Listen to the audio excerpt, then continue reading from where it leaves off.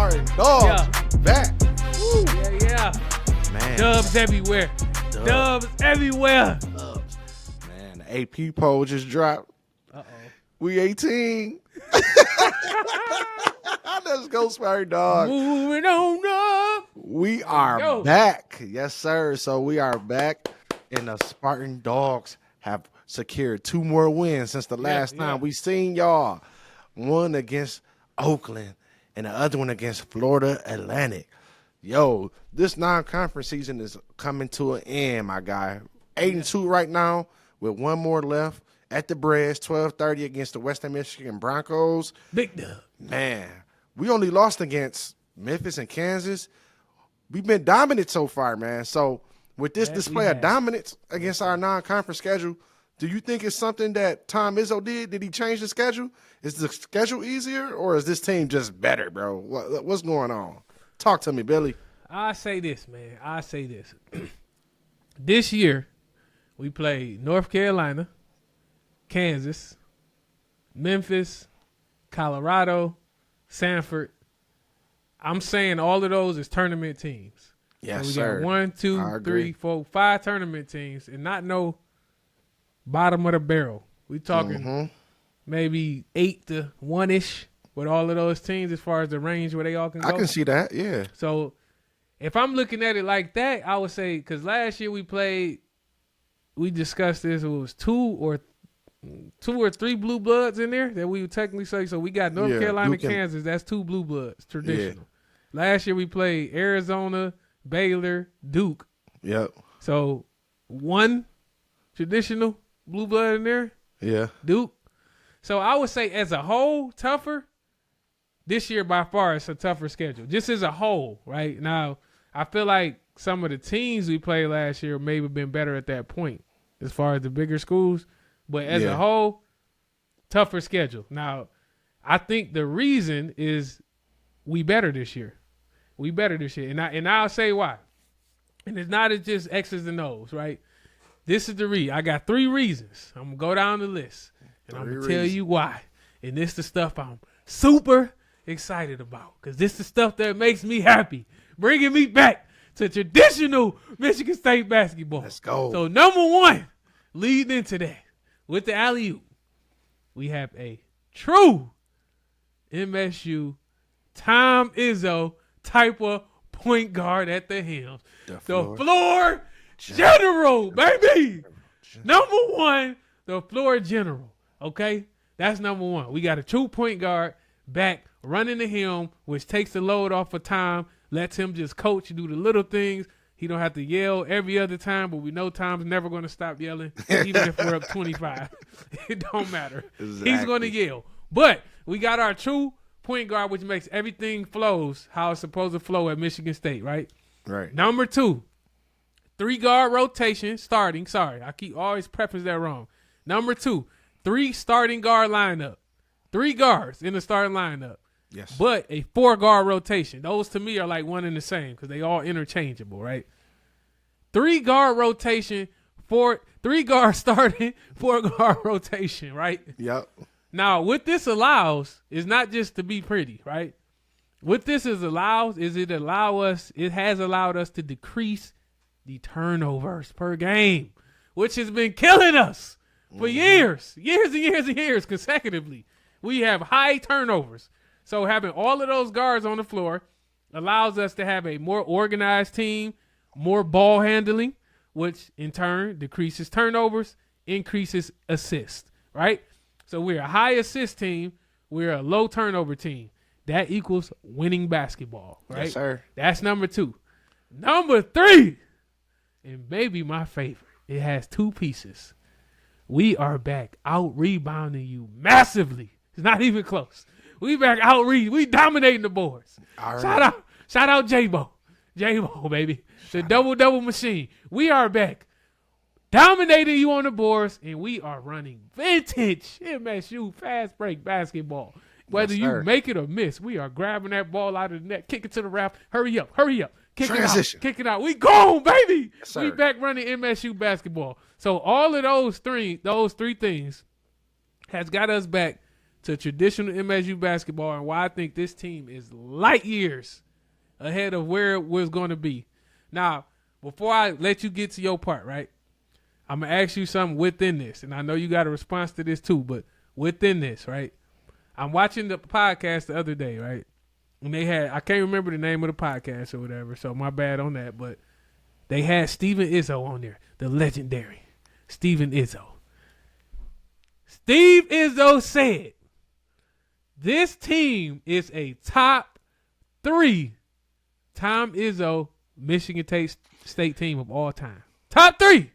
Now, I heard that initially, right? And I'm like, this boy tripping. Like, hold on, wait. Michigan State? But when I sat with it for a couple hours, then my brain got to work and I got to Googling, what this team did, what run they made it. He might be on to something. I'm going to leave it at that. I'm not going to say I agree yet because we got more of the season and they got to play out. For me, if I'm going to declare you top 3 at the end, you got to do what some top 3 teams did as far as they went or exceeded for me to say you top 3, right? But I can't be too mad at that. So I'm going to let you jump into your response, what you got to say on that and comment on that if you want, man. All right, I got to know. I'm gonna go ahead and comment on that first, and then I'm gonna answer the question. Let's go. Answer the question that I originally posed. Yeah. Little Steven Izzo might be on to something, bro, because I'm not gonna lie. The way these sophomores been performing in these last 2 games, man. We got Booker dropping off 18. Oh my! And then Cohen Carr come back and drop off 18. Wow. In the meantime, in the last 3 games, we got Fiers with 20 assists. Hey, he coming into his own, bro. What? But go ahead. Boy. I ain't gonna even So, don't give me listen, hype. Let's go. And we look at that sophomore class, and bro, even with Gary Norman not playing, I look at those 4 players, bro. When he come in, yeah. I can't compare them to nobody. The closest one is what? Kalen and Summers and Allen. Crazy. That's the closest. Look. And we already know those was 3 dogs, and they was coming hard. So I'm looking at that sophomore class as the basis of this team, bro. And I can honestly say, based off of what I know from the time that I've been a Spartan fan, which is all my life. I bleed green. Whole life. I don't see 3 better guys coming from the same class than these 3, and they all peaking right now, and they are not at their best, and they'll be in their career. So I agree with him, bro. It's something about this team. And I would say to answer my question, the question that I originally posed, which is this team better than usual, or is this something with the schedule? So this is what Tom Izzo does. This is why we need to put some respect on his name. He intentionally schedules it this way to where we're playing against the Dukes, the Arizonas, the Baylors, the Gonzagas, the Alabamas, Notre Dame, Kansas, year in and year out. We can go back 3-4 years, and we've been playing Duke or Kansas all of those years, y'all. So a wise man is telling you right now, or a wise man once said to me, a mistake or a loss is a chance to improve, y'all. So the common thread with all these scheduling all these hard teams is we are playing top teams. We're playing prestigious teams, mid-majors with great coaches, mid-majors who lead their conferences. We play this because the purpose is for Izzo to get the team to match his mentality. We would play anybody at any time, anywhere. Look, that's how you prepare for the dance, y'all. The nature of the tournament is that you have to be able to play anytime, anywhere against any opponent. Even if it's a mismatch, you have to have the confidence that you will win, because that's the first step to winning is believing. I think that the mentality that Tom takes, we ain't afraid. We'll play anybody. We want the experience. Is the reason why he scheduled it this way, so his team can take the same mentality. So right now, the way I'm looking at it, Steven Izzo might be right, bro, because this team don't look scared. They look like they're going to find a way to win. They look like they got hearts of champions. Man, listen to this. In the last 12 games, the 12 games that we had this season, we've had 7 different lead scorers. Wow. Yeah, that just shows that we're going to find different ways to win with different lineups against a variety of matchup problems, bro. That's why we 10-2 right now. And this 10-2 team, in my opinion, like Steven Izzo said, they are the most malleable, the most intelligent, the most coachable team that I've ever seen Izzo coach. The 3.4 GPA, highest GPA in team history, speaks for itself, bro. Look, this team has the mental capacity to take on Izzo's anywhere, anybody, anytime. So y'all can run it, bro. This is ours to lose. The Big Ten is ours to lose. Run it. We gon' man. Run it. I'm run it, bro. Y'all already know what's coming from there, man. Yeah, so run it, man. That's how I feel about it, man. Izzo, man, it's all love. Big Spartan love. Y'all already see what's going on. 10-2, number 18 in the AP poll, man. For real. I ain't gonna lie, bro. I might have to push back. See, look, you said one thing. I gotta address this because okay. Let's hear it. And then you said the sophomore class. All right, so one class. We already know what the famous class was coming in, right? Like one of the most famous, right? You had Cassius, Miles, Langford, Ward. 4-person class. Okay, yeah. That's hard for me. I walked over them. Yeah, you're right. I missed them. What year was that? I'm not saying this wrong. Okay, so we got Fiers, Booker, Carr, and Norman. I ain't gonna say that it's bad. You know what? I don't know, bro, because that's a good one though. That you brought that class up, it's a good comparison. You got one McDonald's All-American. Yeah. Well, we got 2 on this one. Yeah. But you got one of the greatest point guards to ever play in Michigan State history. Fiers ain't done that's yet. A little more than the McDonald. You feel me? So you got top 3 point guard MSU history. We'll say that by not being disrespectful to the legendary great Magic Johnson. Right. Or Mo Cleaves. The biggest in my eyes that I seen just Mo Cleaves, baby. Mateen. Woo! Mateen, boy, made me love the green and white, boy. So it's hard for me to ever put anybody over Mateen. Even Magic. I always used to say Mateen the greatest point guard just because of the emotional connection of seeing him limp back on the floor. Yes. With that broken ankle. Oh, my God. Yes. I still can't get over that, man. And that shaped how I look at athletes. If you want to go out because your finger hurting or you got a little thigh. Mateen came in on 1 foot. And finished the game, bro. Come on, I don't care about no damn hamstring or no thumb injury or none of that, bro. After I seen that. But I don't know, bro. That's hard. Yeah. I would have to lean. I can't discredit having 2 McDonald's, bro, but that's tough. I think on that. We'll come back. That's hard, bro. Yeah. So I got another question for you, man. This one is it's gonna go away from basketball a little bit. Okay. So there's been headlines talking about JUCO players can now transfer out after their 2 years into a university or college and have 4 years of eligibility remain. What? That's what I said, bro. This NIL portal stuff getting crazy, but nah, man. No way. That's bro. not. It's not exactly what happened. So what happened is this quarterback for Vanderbilt, Diego Pavia, he took the NCAA to court. So they did get a ruling out of that. You know, the reason why he took them to court is because he wanted an extra year of eligibility. He's like, hey, I should have another year, and the U.S. district judge gave it to him, but he only granted it for this one player. But my mind got to thinking, like, what if? So my question to you is, what if there was a ruling that gave all the JUCO players an extra 4 years of eligibility? What would that mean for the student athletes, the Spartan student athletes? What would that mean, my guy? This is a crazy one, bro. This a crazy hypothetical because if this really happened, which I don't know if I want this to happen or not, so I'll be clear. I'm probably in the middle on this because I don't know if I want this to happen, right? For a couple of reasons, but I'll talk about the good, the benefit of it, and I'll talk about it as a whole, not just for us and for everybody, right?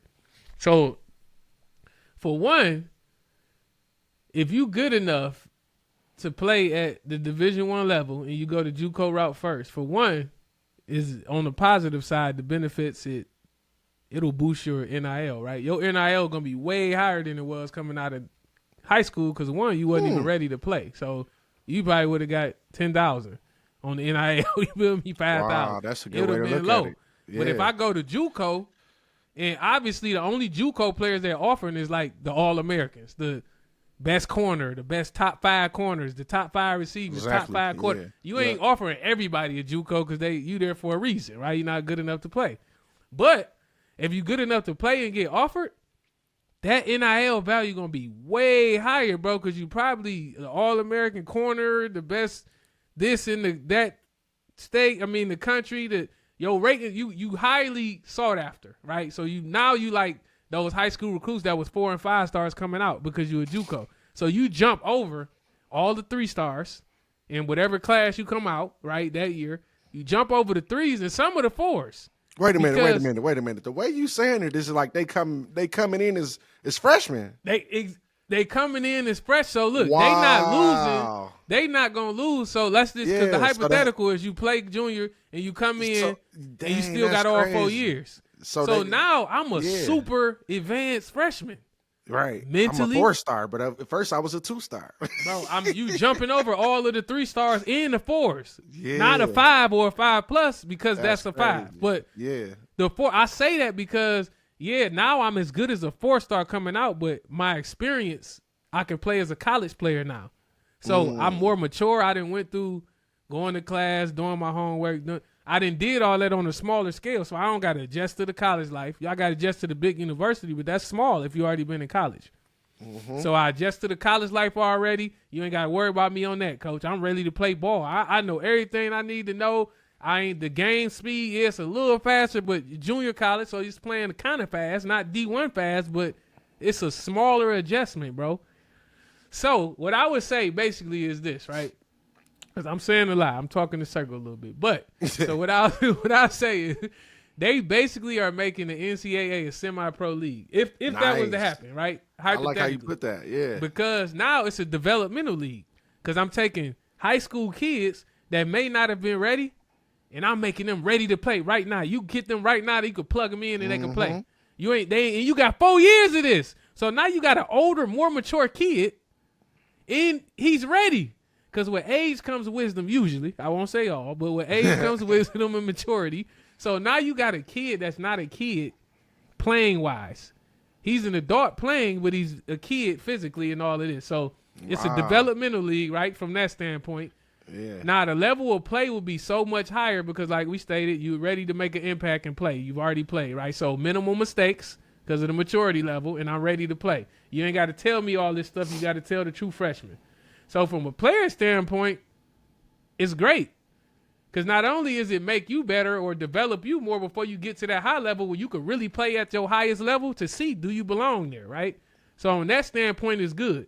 But I believe it makes the journey longer, but the window bigger, if I'm trying to sum it up, right? And what I mean by that is now I have more time to get to Division I. I could try 2 extra years on top of that to get to Division I. You only had 4 years of high school. That's it. You good enough or you not.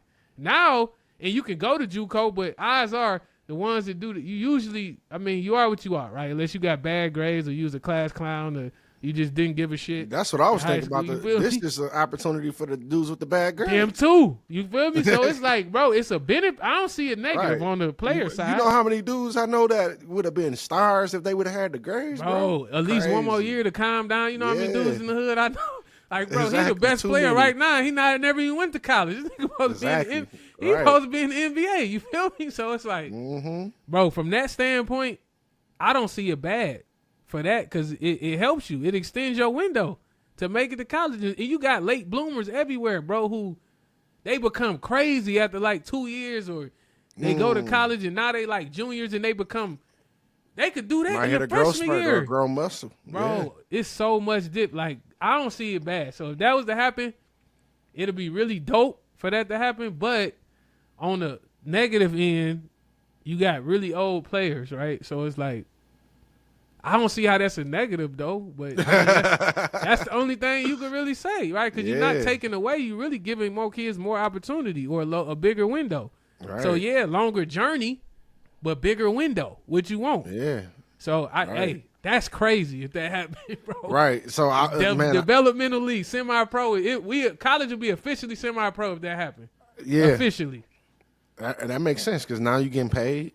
What about the coaches though? Like it helps the coaches, like, bro. It helps because I got a question. Time, I got a question based off your answer now because it made me think like, what if it was your son? Like your son, I'm loving it. You know what I'm saying? He didn't get recruited by Michigan State, but you know you want him to be a Spartan. I'm loving it. And you like, man, you 2 years away. Yep. And you convince him like, go hard, go hard. Let's get in that weight room. Is that a route you would have your son to take? Hell yeah. That's for sure. For that, from that standpoint, like I said, from the player standpoint and the parent, I don't see a negative, bro. Because you got more years to develop. Yeah, that's true. You can chase this dream a little longer. It's not over right there. It's not. Yeah, you got more of a chance. You can do it. Really. And it's some guys who need that because they a little immature. Yep. They great athletes, but they don't care about school. They grades met.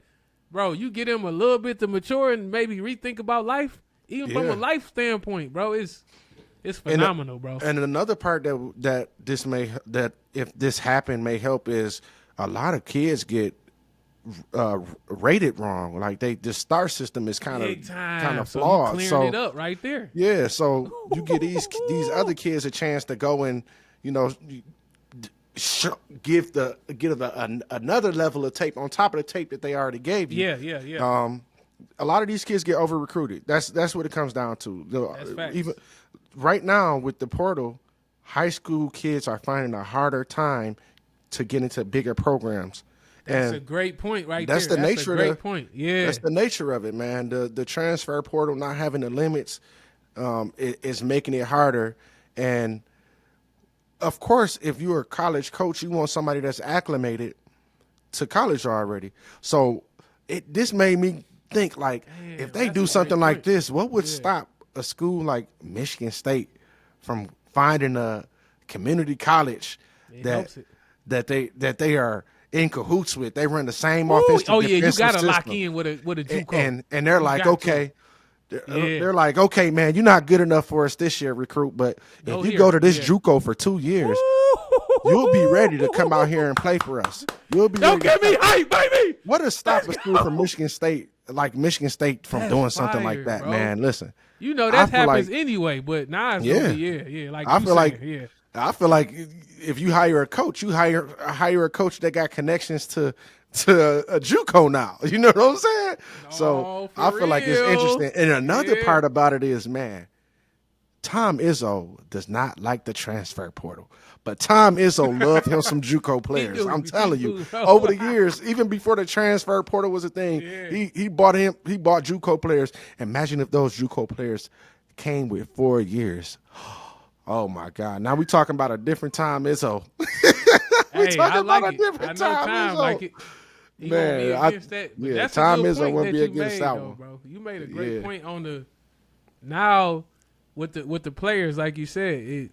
What did you say on that? With the point where like the stars or whatever, like basically how they come out of high. What was that point? You said you made a great. The point I was making is some of these players are not getting rated correctly coming out of high school. They get overlooked. Right. Okay.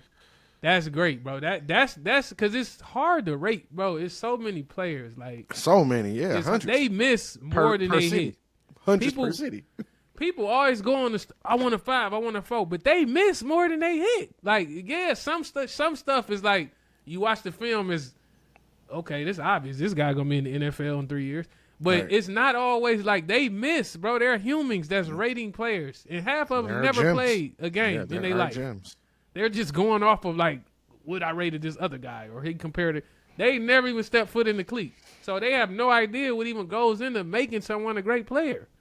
So with that, bro, like you said, it just opens. It's gonna get you more money. Since that's what it's all about, let me just cut straight to the point. It's gonna get you more money in that NIL. More money, more money. Cause that's what they want to hear, man. That's what it is. But it gives them a chance, bro. Like, I like it, man. I like it. And if I'm a parent, I love it. Yes, sir. I love it, man. Only if I got a kid that's good enough. Like, I ain't gonna have like, Everybody go ahead, and I'll just keep trying to go to JUCO. But if they not good enough, they might got 2 more extra years to get ready, bro. Facts. They might got 2 more extra years to get ready. So it basically helps out those college kids who is now starting to get overlooked a little bit because they don't really want college kids anymore. It helps the kids now because they like, bro, right. we ain't even recruiting you. I'm going to the portal. I'm going to get 7, 8 guys that could play. Like Prime be saying for Colorado. If I go get a freshman, he playing. Why wouldn't I just go to the portal and get a guy that already done been through the ups and downs of knowing what college football life is about with school and all of that? That's definitely one way of looking at it, man. 12 portal guys that can play right now. And I'm going to go get 5 or 6 seniors that I know can play, that's going to play. If I come and get you, you playing, or we think you could play. That's a great approach. Now, it's risky as hell, but it's a great approach. Because if you miss on some of them high school dudes, you I think I like the family build me too. that we got going over here at Michigan State. I like all. But yeah, with that, man, I'm gonna go ahead and close out. I'm gonna close out by giving some shout outs. I'm gonna give a big shout out to our women's basketball team. We seen y'all take the first L, but we already know y'all gonna bounce back. Yes, sir. Shout out to the hockey team, still number 1, or should I say number 1 again. Shout out to all the winter sports, men's soccer. We see the gymnastics team coming. They coming big. Yeah, coming up. Track. We see all y'all. Yeah. Big Spartan love and a big salute to the general for all y'all with the high GPAs. It's all love over here. What you got for him, Billy? How you gonna close it out? Hey, man. All I'm going to say, man, you know how I'm going to close it, man. Yeah. Soliloquy. But y'all know who we is, man. We Active Alumnus Media, home of the best duo, man, since peanut butter and jelly. And I mean that. You know what I'm saying? But this where you come, man, to get the active, you get the alumni experience, man. Just 2 alumni talking from our point of view. Same thing we did on the phone for I don't know how long, man. This just it. This is what we do, man. We talk sports. We was doing it. We said we might as well just start recording it, man, and let other people hear it. But this is an alumni perspective. This is how the alumni talk. This how we leave some stuff out because alumni do get a little crazy sometimes. But we don't put all that in. We got some behind the scenes stuff. But this is the alumni perspective, man. Thank y'all for watching.